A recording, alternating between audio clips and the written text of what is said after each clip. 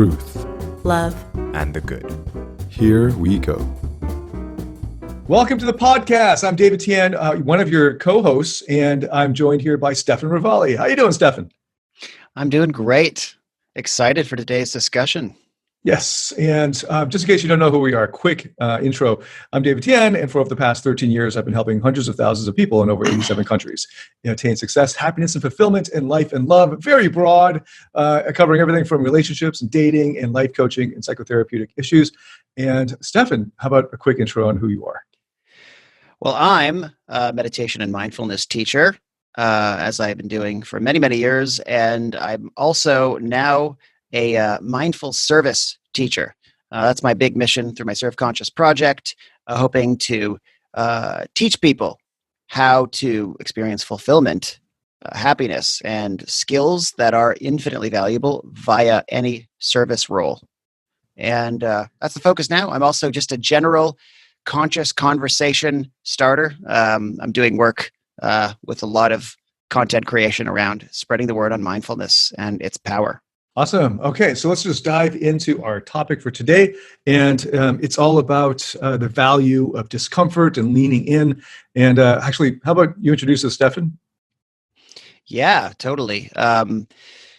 Basically, this hinges off a lot of things I hear people say when I teach them, meditation or mindfulness practices, and they get a taste of, feeling a little more peaceful and a little more calm and happy and at ease. And they think, well, I don't want to mess this up.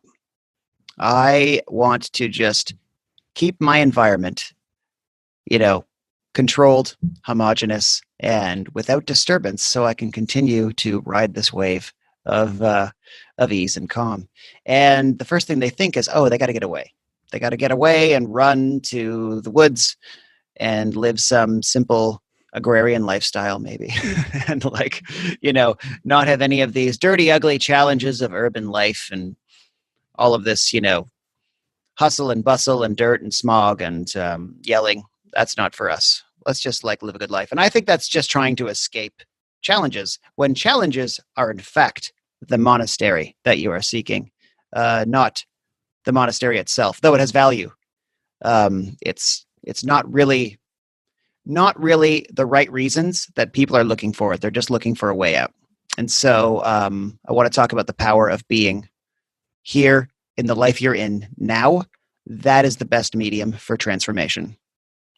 Yeah, great message. So we have different audiences from our other work. And from my audience, what I see a lot on this theme is that they want to stay away from uncomfortable feelings, especially. And that prevents them from actually growing. So if you're going to shy away from feeling at all, and that's the first step, just being able to feel, and then being okay with feelings that you might have been staying away from, like anger or sadness or any kind of feelings that you have shame related to, are going to prevent you from growing any further. So one of the things that I like to say a lot is become comfortable with the uncomfortable, become familiar with the unfamiliar, and lean into those challenging feelings. And a lot of it is the fact that we frame it the wrong way. So a lot of men around the world have been repressing their feelings because they were told that to be a man. And by the way, one of my podcasts is called Man Up, and I'm trying to redefine what that means. Like, can you step up to the challenge of feeling more deeply? Can you step up to the challenge of leaning into vulnerable feelings? And are you man enough to do that? Are you man enough to be vulnerable? And a lot of men around the world thought that, or were taught that, masculinity is about not crying, being stoic in the modern sense of the term, of being tough and not showing your feelings, of not being a wussy or a pussy or whatever that is, and not being vulnerable, basically, not being weak. And it's actually the thing that's preventing them from growing further. So that's nice. It'll set you, that tough guy attitude will take you through your 20s and maybe even in your 30s, but then it will start to burn you out.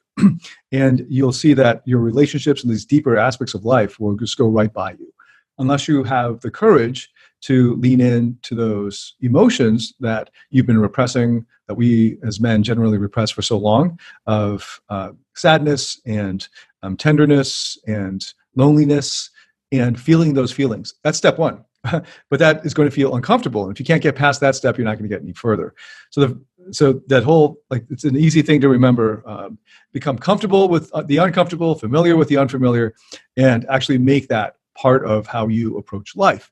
The example I give to a lot of guys is working out. So in order to build muscle, in order to make progress in the workout, you're going to have to get to that point in which there's discomfort, not pain, not suffering, because that probably means you're about to get injured and you have to stop working out for a long time, but discomfort. Because if you're not uncomfortable, then you're not actually growing. You're just moving some weights around and pumping some blood into your muscle. But to actually grow the muscle, you've got to actually have these micro tears and then recover, and then rest and recover. That's how muscle is grown. And that's how proper workouts are done.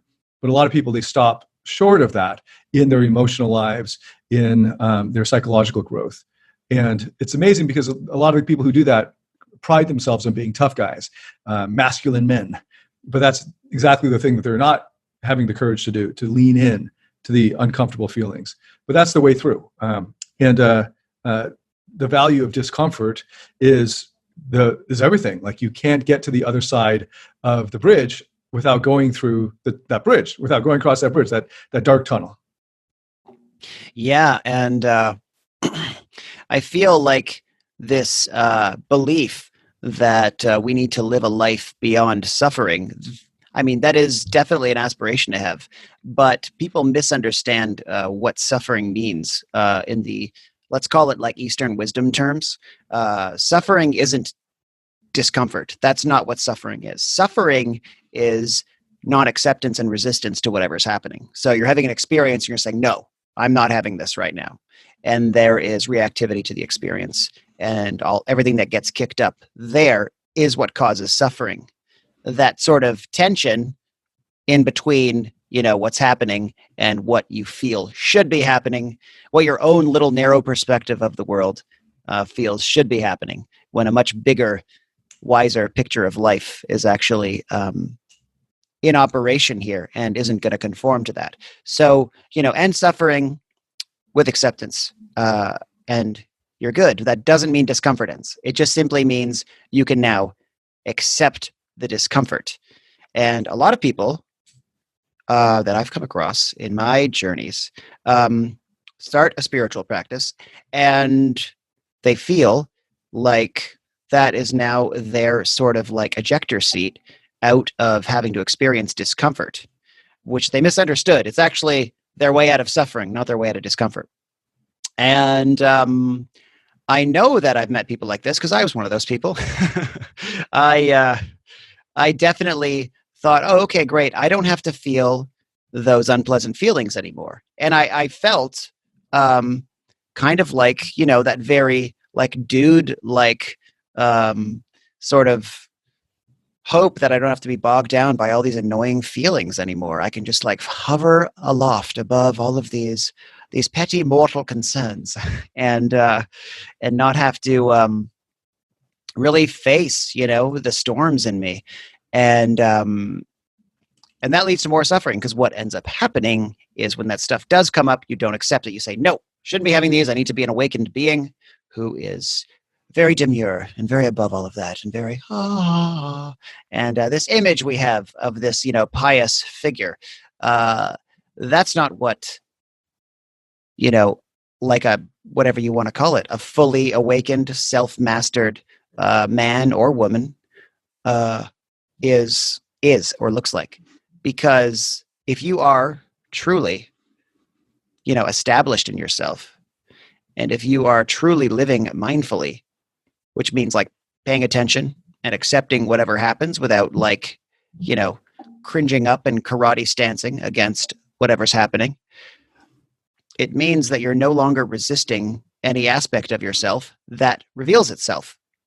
And this goes into the principles of yoga as well, which is, comes from a different, somewhat different culture than Buddhism. And it talks about integration of yourself. That's what yoga means. Well, what is integration of yourself? It means you're no longer resisting stuff that's happening. It doesn't mean that every single thing happening in you is stuff you like and prefer because it's easy and comfortable.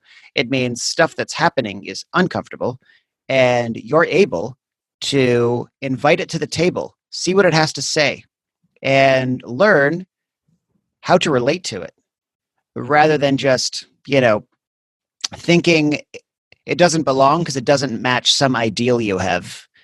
And all these things we construct in the mind around the ideal state, that is going to cause suffering, because all it's going to do is create tension and resistance against what's actually happening. And I'm saying the word tension here in a way that's negative, when we've called this project Tension in a Positive Way. And it'll be important to learn the difference between positive and, valuable tension, and tension that's just going to disrupt you. And it's a really powerful place to be in a place of tension. But it's also important to see when that tension's just holding you back. So that's what happens when when you seek the comfortable. All you really get is this. Maybe immediately you might feel like a little relief, like I don't have to go there right now. I can just cuddle into my warm blanket of how I want things to be. But that will build up tension, because there's inner resistance and unresolved stuff that's eventually going to raise its voice. Mm-hmm. Yeah, the tension, and the actual name of our brand here of Tenshin is a nice play on words. I'm just going to bring that one out again. Tension is really great if you use that as an identifying, like a symptom that you're saying, that you can able to say to yourself, oh, I feel this tension, that means something. And what then I can do is to trace that tension back to find out its source, what is causing this. And that would lead to tenshin, which is transformation in the Japanese. And it starts with identifying the tension. And so many people actually try to repress the discomfort.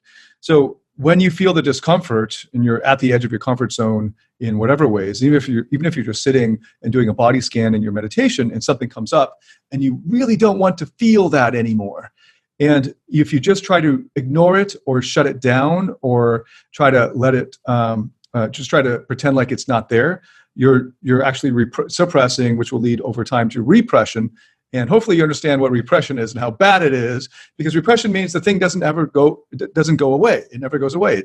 It's just sitting there and developing pressure over time, and eventually it will come out in ways that are uncontrolled, especially if it's been repressed for a very long period of time. And often people will discover that they act out of control, or in an argument with their partner, they just lose it. And it's one of those things where you'll notice as you get into a relationship years in, maybe starting like 3 years, maybe just a year and a half, maybe just 6 months, you start to have arguments that blow up really quickly, that escalate beyond what you would have expected, that make you even feel uncomfortable in the way that you're being in that conversation or interaction or that fight or argument. And then a few days later, you cannot remember what you argued about. You just remembered that you had an argument and that it sucked, and that you punched a hole in the wall, or you stormed out of the house, or whatever it was. You remember the outcome, but you don't remember the cause. And often those are, well, almost always, those are a result of repressed forces from your unconscious coming out, and they're being triggered by something that partner said or did. And that repression is something that you can't control. Once it comes out, it's literally that thing that you're out of control on. So if you just try to ignore the discomfort, it's just going to make things worse. And hopefully you've lived long enough to know what I'm talking about here, what we're giving as examples. And you know then that you shouldn't go that route. They shouldn't just try to stuff it down, or like what Bill Burr says in that new stand-up Paper Tigers, of like that he's you're gonna stuff it down into a jar of anger and repression and put it on that shelf that sits on every man's chest, or something along those lines. And it's just, that's what a lot of dudes do. And they wonder why they are not in control of their emotions. And they want to be so in control. Control is actually what causes the repression. So you do the opposite. Instead of trying to stuff it down and push it away and pretend it's not there, you actually turn to it and try to appreciate why it's there. It's there for a reason. Your unconscious is reacting in this way because there's something that's there that you're not attending to. And it's part of how your different parts in you are saying, hey, you got to look at this. This thing is not healthy right here. And if you just try to ignore that, it's just going to make things worse, and it will become worse over time. So the first step is turning inward or turning towards it. And one of the amazing things that I've learned through my years of meditation practice is that I can just sit there and discover these tensions in the body and actually just focus on them instead of trying to get them to go away as you do as a beginner or in method acting when you try to undo the tension in your body. You can actually, as you get more experience and you get used to feeling them and discovering them, you can actually attend to them. Like ask yourself, well, why is that there? What is that? Is there a message there, or is it just a purely a physical sensation? And maybe you twisted a muscle or something like that, or maybe there's tension there because there's something wrong or something not right in your psychology that you're not attending to, and maybe you can go to that. So you can the first step is to appreciate that it's there, because that's a sign, it's a symptom that there's something that you're overlooking. And once you begin to appreciate those parts of you that you're disowning or you're trying to get rid of or repress, they relax. And if you apply some positive attention to it and just kind of sit with it, and this is a part of you, this is there in you, try not to make it go away, but actually appreciate that it's there and appreciate that there's a positive intention to it. There's a positive intent for you there, and that there's something for you to discover.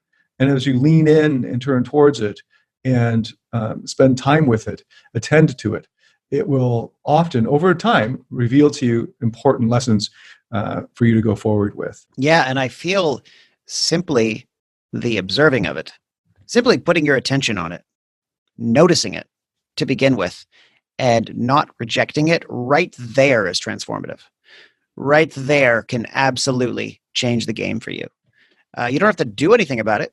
You don't have to do anything with it. And again, the more you think, I have to do something about this, is the more you are just trying to control in some way, because that is looking, you may just be tempted to look at it, oh, this is a symptom that I need to suppress. It's like the sort of modern medicine approach of like repressing symptoms. Look at it. Yeah. Say, what does this have to show me? Simply doing that, even if it doesn't show you anything that you can possibly begin to understand right now, already you're starting to put yourself back together. And actually, I found this happen so often when I notice something in me that makes me uncomfortable, and I look at it and say, this is happening right now, and this is part of me. I'm curious, what's this all about? Suddenly it stops like hamstringing me and stops holding me back. And it's without even as much work as I thought it would take. It becomes easier to coexist with, or just not a problem at all. And just the observation process, it's amazing. Well, I'm glad you said curious, because that's exactly what I was trying to get at with appreciation too. It requires curiosity. I mean, it all starts with curiosity. So you can actually cultivate curiosity to observe it happening, and then, I wonder what's going on there, and to attend to it from that vantage point of curiosity, to learn more about it. And as soon as you just change your vantage point on it, it no longer becomes uncomfortable. So here's an analogy that I used to use to teach how to get over social anxiety. So you'll notice that we pay money to go to amusement parks. Actually, Stefan, we met last time at Disney World, one of probably the best amusement park in the world in history. It was amazing there. Anyway, so people pay a lot of money to go and ride these rides that they hope are a little scary. Right? Because if it's boring, like a kiddie ride, and you're an adult, you wouldn't probably pay very much money for that. You want it to just frighten you. And the thing is, though, that in our human brains, we have trouble distinguishing between, or our bodies have trouble distinguishing between fear and excitement. It's the interpretation of the thing that makes the difference between fear and excitement. Inside the body, it's almost all the same chemicals being pumped in. It's just the interpretation of it. It's just the perspective we bring, or the story we tell ourselves about what it means. So I first learned this. Right? It's like eustress versus distress, right? It's the same thing. It's euphoric stress or stressful stress. Yeah. Yeah, right. It's still stress, right? And just the way that you approach it. So I first learned this distinction from a friend who spent many years as a door-to-door salesman, and he was a guy who was just fearless socially. And I asked him about, like, don't you ever feel nervous when you go talk to strangers or whatever? And he said no, because of the door-to-door salesman thing. He first was really nervous, and then he learned this thing about the roller coaster. He was deathly frightened of roller coasters until his friend told him, when you are on the roller coaster and as it's going down, you grab the handle and lean forward. Like lean forward and imagine that you are pushing the roller coaster. You're the one who's doing this. You welcome this thing that's happening. And it's just that little mindset shift. He's little, like physically in the same place. Everything's physically still happening the same. It's just a switch in his mindset that I want this to happen. This is good. I'm going to lean into it. So that's like literally leaning into the discomfort and welcoming it. It's the same thing that's happening. So hopefully you enjoy roller coasters so you can see how ridiculous it might be for someone who's afraid of it. But hopefully you can understand why you'd be afraid of it, because otherwise you wouldn't enjoy it as much. And the trick, like difference between fear and excitement, is simply the interpretation of the thing. So when you're at the gym, people who like to go to the gym and stick with it, enjoy the workout, not just the results. People who are only after the thing to get the results, whether it's meditation, working out, school, if they don't enjoy the process of the learning or of the development of the skill, and they just want the end result, the trophy, the medal, or whatever it is, they're not going to last, because that's not very good motivation. It's not enjoyable, and they're not going to put in the hours to master it. But those who stick with it, it turns out that the reward is in the journey itself. The reward is in the process. They enjoy the process. It's nice to get the result, of course, but along the way, they're already enjoying themselves, or they find ways to enjoy the process. So it's the same with the roller coaster. If you're just hoping to get to the end of the roller coaster and that's your main goal, then everybody should just build roller coasters that go, and you're done. So obviously the roller coaster, like the whole thing, you're scaring yourself, but you're able to enjoy it if you can lean into it. And then you start to enjoy the process, and now you can actually enjoy the roller coaster of life. It's the same with any kind of discomfort. Hopefully you understand how intellectually and logically you need to push yourself beyond your comfort zone if you want to grow. Otherwise, you'd already have that result. So you're going to have to go beyond your comfort zone, which means you will be uncomfortable. And the way to do that consistently, every day, push yourself a little bit further, or every week, however your timeline is to see it as something good, something positive. Once you see it as a good thing that's happening, then you'll be able to enjoy the thing that used to be uncomfortable for you. And now that thing won't be uncomfortable anymore. It'll be exciting. It'll be enjoyable. It'll be, yes, this is so good. This is so right. And there's so many more examples. As I said, yes, in that way, I can think of the first time you do something might be a little uncomfortable. And as you do it more and more, you enjoy it. Sushi, like eating raw fish. The first time I had it was so great. Now it's one of my favorite foods. That's the example I was totally thinking of. So the value of discomfort. Yeah, definitely. And gosh, like process orientation versus goal orientation. Well, that can be its own episode, and it should be. Let's put a pin in that. But this whole like idea of not being just like over committed, over invested in a certain kind of goal, because that's just idealizing our lives. It just has to like get to this point and then everything will be good, right? And all this discomfort leading up to it is like just an inconvenience, really. When you switch your mindset to one that is not only like process orientation, where you're like everything that happens like is also equally where like the nectar is, equally where the payoff is as this imagined endpoint. This creates a mentality that is ready. You want like readiness mentality, and it takes practice. So like acceptance, self-acceptance, outer acceptance, it all takes practice. And the more that you simply just observe discomfort in a sort of curious way that isn't rejecting it, the more you are sort of creating this readiness conditioning in yourself where you're always in this state. And then when you get faced with a challenge, you feel a sense of ownership of that challenge. It's a sense of ownership, not only of the challenge, but how you're showing up in it, because it's your choice how to face it. It's not just something that's like unconsciously determined. When we don't live mindfully, when we don't live in this kind of ready, sort of open, curious way, and we're living unconsciously, and we are not able to like own what's happening, because all we can see are our unconscious automatic rejections of it. and we just become this passive victim of whatever's happening. And we over-identify ourselves with our preferences that randomly pop up and say, oh yeah, I just don't like this kind of thing. So yeah, nothing can be done. I'm just going to hate it and reject it. It's just how I am. Sorry. And we're this this inflexible, rigid person that has, these attachments to these ideals.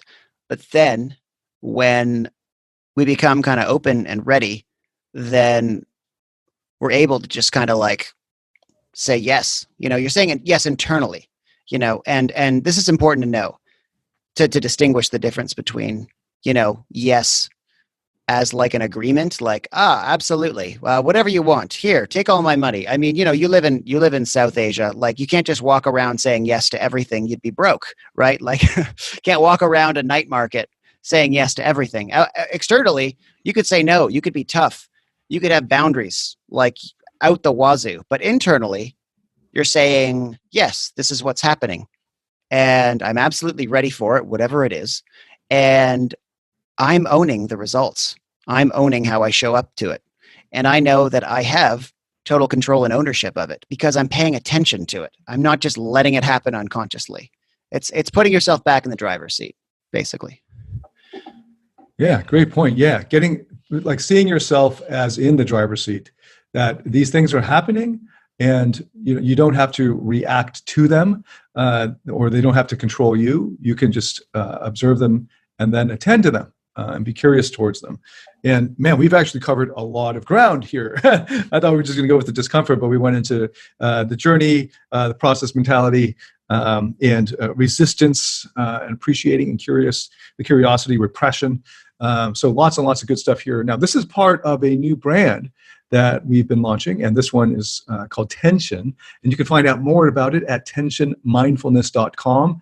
That's TENSHIN mindfulness.com. And Stefan has prepared a really great course on meditation. Do you want to do a quick description of what that is? Yeah, definitely. Just to get us started, it's a 5-part series on meditation. Each part's like 15 minutes, maybe 20 max. Taking you, step by step, not only learning a technique that's like one and done learning. It's a technique you will learn once and then you'll have it for life. You could practice it anywhere. It's completely portable. You don't need someone's soft cooing voice in your ear every time you want to take a dive. It's just you in the driver's seat, as we're talking about. Your mind wants to do this. So I'm just showing you how much your mind just wants to do this in a way that's really easy and effortless. And it's actually a process that's about being, funny enough, maximally comfortable and it being maximally easy and fluid. And we're doing this and making it easy because this automatically readies you and makes you battle ready for a difficult, challenging, uncomfortable life. You'll just automatically find yourself showing up better. And it's something that we thought was an essential starting point for having a meditation practice that we know works extremely well for everybody of all mindsets, especially the ones that don't think they can meditate. Yeah, it's great. That's the meditation technique that I first learned from Stefan, the first one I ever learned several years ago, and is still my default meditation style and approach. And yeah, it's completely changed my life and gave me so many skills emotionally and mentally, and can't recommend it more. So we've actually made it free. So it's entirely free. Go check it out, tensionmindfulness.com. The link should be in the text description for this podcast. And we're gonna keep these as short as we can. We're pretty long-winded men here. So we're gonna wrap it up here and hopefully giving you these bite-sized nuggets of wisdom. Any last words, Stefan? Honestly, I think we have covered so much today. We've gone from not only looking at embracing discomfort, but like the mentalities and the shifts and these really like deep, powerful states that we need to cultivate in order to shift something that we think is like very much simple and on the surface and kind of like, immovable. In fact, edit that out. That didn't make any sense. Okay. Sorry. Let's say, so thanks so much for watching and listening. I'm David Tian, and thanks so much, Stefan, for joining us here. Thank you. Yeah, that was a great discussion, and definitely, like I could see it just birthing little babies of smaller discussions that we should definitely Good return imagery. to. All right. On that note, thanks so much for listening, and we'll talk to you soon. Thanks, guys. Hey, it's David again. Before you go, a couple last things. First, all the show notes and links to resources can be found at davidtianphd.com/DTPHD podcast. Or you can just go to davidtianphd.com and find it through the top navigation menu. Second, if you'd like to interact with me and other like-minded fans of this podcast personally, then join our private DTPHD Podcast Facebook group. We've got an awesome community of intelligent, wise individuals from literally all around the world. You can send a join request to the group using the link you'll find in the show notes of every podcast at davidtianphd.com/DTPHD podcast. Click the link, log into your Facebook, and then click to join. We approve join requests every day. So go to davidtianphd.com and click the link to join. See you inside our group.